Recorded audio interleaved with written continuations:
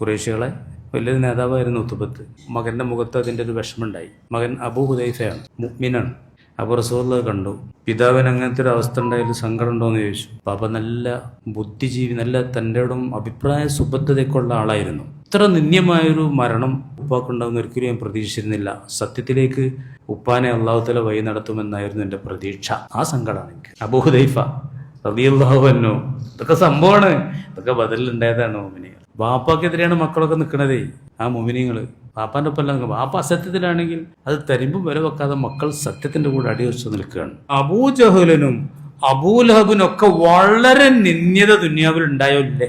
ഞാൻ എപ്പോഴും പറയലുണ്ട്, മക്കത്ത് പോയിട്ടുണ്ടെങ്കിൽ ഒരു കക്കൂസിന്റെ പേരെന്താണ്? അബൂജഹലിന്റെ കക്കൂസ് എന്നാണ്. 2000 റൂമുള്ള വലിയ കക്കൂസാണ്. പല ആളുകളൊക്കെ പറയും നമ്മൾ അബൂജഹലിന്റെ ഒരു കക്കൂസിന് ആ പേരിട്ടൊക്കെയാണ്. അയാൾ വീടുന്നതിന് സ്ഥലമാണെന്നാണ് പറയുന്നത്. സൗദി ഗവൺമെന്റ് ഇട്ട പേരാണോ, അത് നമ്മൾ മലയാളികൾ ഇട്ട പേരാണെന്ന് അറിയില്ല. ഏതായാലും അങ്ങനെയാണ് എല്ലാവരും പറയുന്നത്. അത് നല്ല സൗകര്യമാണ്.